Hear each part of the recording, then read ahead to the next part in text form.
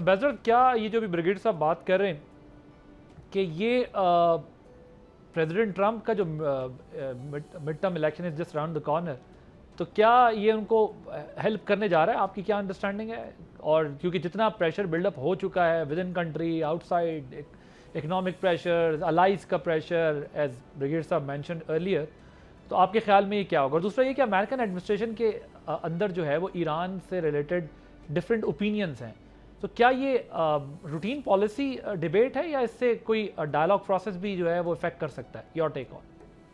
देखिए, President Trump साहब under pressure तो हैं because of multiple issues and problems. एक तो ये एक्सटर्नल फ्रंट तो हमने डिस्कस कर लिया, इंटरनली जो उनको एक डोमेस्टिक अपोजिशन मिल रही है इस वॉर की, और जो इलेक्शन आ रहे हैं जैसा कि आपने खुद कहा नवंबर में, तो अभी तो आउटकम इसकी प्रेडिक्ट नहीं की जा सकती कि क्या आउटकम होगी उस इलेक्शन की, कि रिपब्लिकन्स जीत जाएंगे या डेमोक्रेट्स आएंगे, व्हाटएवर। तो ये अभी कहना ज़रा मुश्किल है अमेरिका के बारे में। लेकिन ये कि जाहिर बात है, अगर वो एक चीज़ ऐसी ले जाए सामने कांग्रेस के और अमेरिकी अवाम के कि जी मैंने वो कर दिया है जो कि पिछले 47-48 सालों में नहीं हुआ ईरान के साथ, मैंने इसको डिफैंग कर दिया ईरान को, और बिल्कुल ये इसकी न्यूक्लियर कैपेबिलिटी ख़त्म हो गई है, और अब आगे की तरफ चलें, तो अगर इस किस्म की कोई डील ये कर लेते हैं। लेकिन मैं ये कहना चाह रहा हूँ ज़रा एक नोट ऑफ कॉशन कि देखिए जो सेकंड फेज शुरू होगा ना टॉक्स का, वो that is going to be very crucial and sensitive. उसमें होनी है चीज़ें, क्योंकि देखिए ईरान जो है वो उसके हाथ में तो स्टेट ऑफ हुर्मुज़ का जो है लीवर आ गया है, वो उसको अपने एडवांटेज के लिए एक्सप्लॉइट करेगा, और वो इस तरह आसानी से गिव अप नहीं करेगा। जैसे वो ईरान मांग रहा है कि $24 बिलियन दें, अप फ्रंट दें, उसका कम से कम आधा आप दें तो फिर बातचीत आगे चले, उन्होंने शराइत रखी है।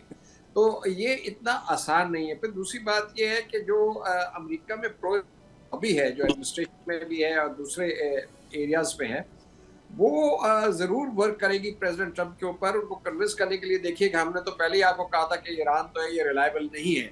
तो as they say there is many a slip between the cup and the lip, but as of now international pressure है, अलाइज का प्रेशर है प्रेसिडेंट ट्रंप के ऊपर, गल्फ कंट्रीज का प्रेशर है कि डील जो है ये सस्टेन हो, और दुनिया परेशान है इकोनॉमिकली। आज IMF की मैनेजिंग डायरेक्टर ने कहा है कि अगर ये वॉर ख़त्म हो भी जाती है कल, तो इसके जो रिपरकशंस हैं, इकोनॉमिक फॉल आउट है, वो अभी 1-2 साल में भी आपको इसका सामना करना पड़ेगा, एनर्जी फ्रंट पे भी और फूड सप्लाई चेन्स पे भी।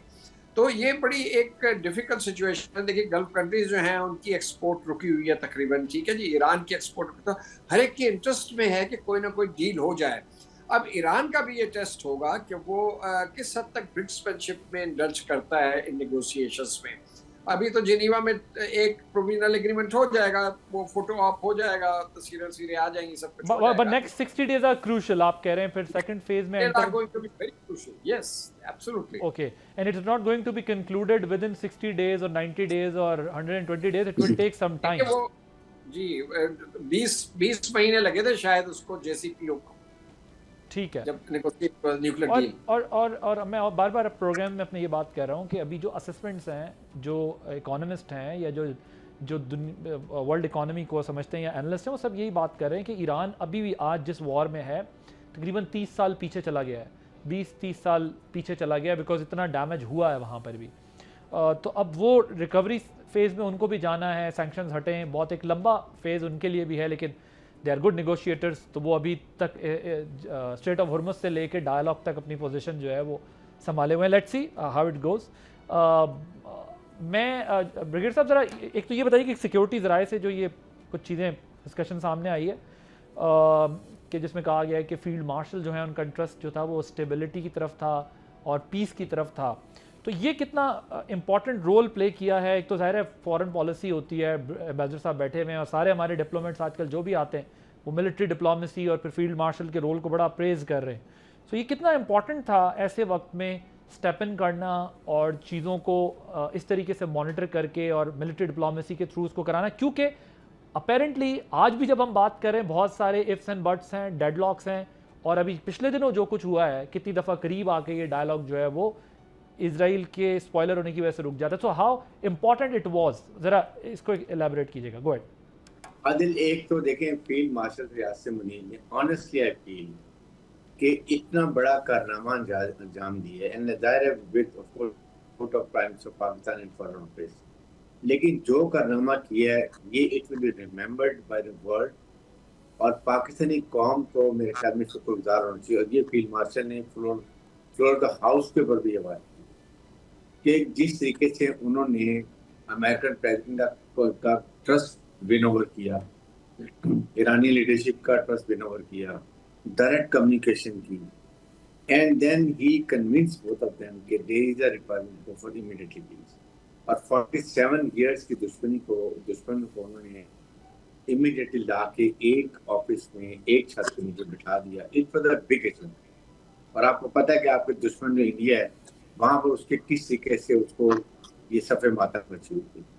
देन उसके बाद देवर पीरियड जहाँ लाल पीरियड में आपके सामने आए, ऐसे पीरियड्स आए जिसमें ये नजर आ रहा था कि शायद स्टेलमेंट है, आज लड़ाई हो जाएगी। देवर टाइम जब 2 घंटे रह गए थे, अगर आपको याद हो, उस वक्त प्रेसिडेंट फील्ड मार्शल डायरेक्ट उनसे बात की, मेक के थोड़ा आप एक्सटेंड करें, वील वेरीफाई, कोई हम निकालते हैं, बात करते हैं, ईरान से बात करते हैं, देन प्रेसिडेंट से बात की, प्रेसिडेंट से, especially maintained a balance between Middle East and Iran. वो एक बड़ा, वो तो हिस्टोरिकली उससे भी बड़ी चीज थी जिसको आपने कवर किया है पाकिस्तान ने सारे अरसे के अंदर। ये तो फील्ड मार्शल ने ईरान और मिडिल ईस्ट को क्लोज ले आए हैं। यू कैनॉट इमेजिन कि इसके कितने दूरस्थ नतीजे हो। इजराइल वांटेड कि सेक्टेरियन क्लैश हो जाए ईरान में और मिडिल ईस्ट में, और ये सेल्फ डिस्ट्रॉय एक दूसरे को कर ले, और ग्रेटर इजराइल का खौफ करो। He spoke to leadership of Iran. He spoke to ये किंगडम सऊदी अरेबिया के मोहम्मद बिन सलमान से, कतर डेलीगेशन से, सबसे बात की, उनको समझाया please don't react, don't act, this is what exactly Israel wants. और आज आपके सामने तो ये सऊदी अरब और कतर के delegation are visiting Iran for this deal. Qatar, ये ईरान के डेलीगेशन जा रहे हैं सऊदी अरब और कतर। दिस स्पीक्स कि दे रियलाइज कि they have to be together to confront Israel, and that is what biggest achievement of field marshal Asim Munir. ये Middle East countries will remember field marshal, honestly I am telling you. उसके बाद जब ये हल नहीं ठीक हो रहा, देन ही वेंट टू वहाँ ईरान, वहाँ जाके मुसव्वदा तैयार किया, दोनों से बात की, ऑलमोस्ट तैयार कर लिया। फिर देवर अस्पॉलर, आपको पता है कभी वो लेबनान में अटैक कर रहा है, कभी कहीं कर रहा है, लेकिन 200 लोगों को जिसने एक दिन में 36 आदमी मार दिया बैरूत, सेंट्रल बैरूत के अंदर, इतना उसने स्पाइलिंग का काम किया। एंड देन फाइनली आपके सामने प्रेसिडेंट ट्रम्प ने भी ये बात की और ईरान ने बात की कि हम चाहे जर्मन में करें, कहीं करें, Pakistan will be host, number 2 will remember as Islamabad part. तो मेरे ख्याल में जो दुनिया नहीं कर सकती, Qatar is also praising Pakistan, और हालांकि कतर ने बड़ा इंपॉर्टेंट रोल प्ले किया है इसमें, और पाकिस्तान ने भी मिडिल ईस्टर्न कंट्रीज की बड़ी तारीफ की है। जो भी सिक्योरिटी ज़राए से भी ये चीज़ आई कि उन्होंने कतर, सऊदी अरबिया और यूएई, इन कंट्रीज़ ने जो है वो बल्कि यूएई के ताल्लुक पे भी बात की कि हमारा उनके साथ बहुत अच्छा रिलेशनशिप है और कोई डिफरेंसेस नहीं है, और बल्कि मिडिल ईस्ट के रोल की तारीफ की कि इन लोगों ने अपना इसमें बड़ा इंपॉर्टेंट रोल प्ले किया। एम्बेसडर साहब, ये जो कतर ने भी पाकिस्तान को प्रेज किया, इस पर ज़रा कमेंट कीजिएगा। और अगर आपको याद हो, मैं और आप एक सिक्योरिटी वर्कशॉप में दोनों साथ थे, हम दोनों का वहाँ पर लेक्चर था, और आप पाकिस्तान की, बड़ा मुश्किल था उस ज़माने में, आज से 3 साल पहले, आप पाकिस्तान की फॉरेन पॉलिसी के पॉजिटिव एस्पेक्ट्स को हाईलाइट कर रहे थे, और उस वक्त nobody was ready to believe कि पाकिस्तान की फॉरेन पॉलिसी में कुछ चीज़ें अच्छी भी हुई थी। लेकिन अब in last 2-3 years things have been completely change, एक डिफरेंट सिनेरियो है, और मतलब बियॉन्ड इमेजिनेशन जिसको आप कह सकते हैं, फॉरेन पॉलिसी के अंदर हमें चीज़ें देखने को मिली हैं। तो your concluding remarks, because I have to conclude the segment as well. Go ahead please. जी देखिए, कतर जो है वो इन्वॉल्व रहा है इन सारे प्रोसेसेस में। अफगानिस्तान में था, अभी ये इस मिडिल ईस्ट क्राइसिस में, ईरान में, और कतर के ऊपर भी ट्रस्ट है अमेरिका का, और ईरान का भी ट्रस्ट है। तो हमें तो न सिर्फ कतर नहीं बल्कि दुनिया भर से हमारी क्या कहते हैं जो है इन कोशिशों की पजीराई हो रही है। मैं 2-3 चीज़ें कहना चाहता हूँ। नंबर 1, अब देखना ये कि वे फॉरवर्ड क्या है पाकिस्तान की डिप्लोमेसी के लिए। हमने एक बड़ा अच्छा किरदार अदा किया और इसकी तारीफ वजह तौर पर हो रही है।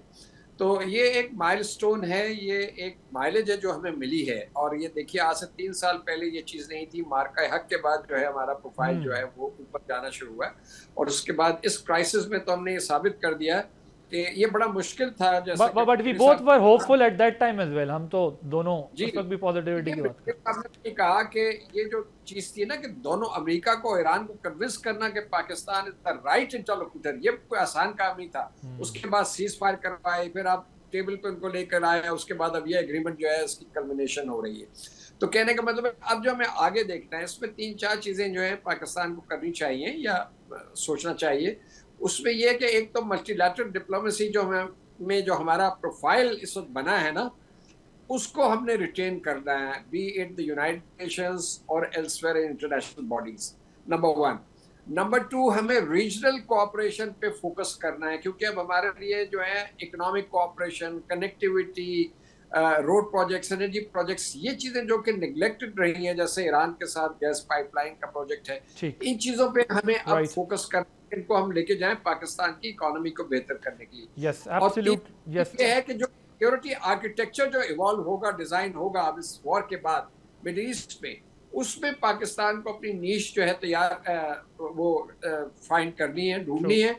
पाकिस्तान कैसे वो रोल प्ले करेगा, because Pakistan will have a role, उसको हम कैसे उस प्रोसेस को बड़ा केयरफुली और डेफ्टली जो है कैसे स्टीयर करते हैं। Right, fair enough. Masood Khalid साहब former ambassador, brigadier retired Haris Nawaz साहब डिफेंस एनालिस्ट, दोनों मौजूद थे। और बिल्कुल वी नीड टू कन्वर्चुनिटी और इकोनॉमी को अपनी बेटर करने के लिए, अपनी इकोनॉमिक्स को, डिजिट नंबर्स को, अपनी मईशत को बेहतर करने के लिए अब हमें इस अपॉर्चुनिटी को यूटिलाइज़ करना है पूरे तरीके से। और वो चाहे सिक्योरिटी एपरेटस है, डिफेंस एस्पेक्ट से देखना है या फॉरेन पॉलिसी के एस्पेक्ट से देखना है, अपनी जगह है, लेकिन साथ साथ अपनी इकोनॉमी के लिए, पाकिस्तान की मईशत के लिए, एवरीथिंग इज इंटरलिंक्ड। और अब इकोनॉमी ही ड्राइव करती है डिफेंस दुनिया की कंट्रीज़ का।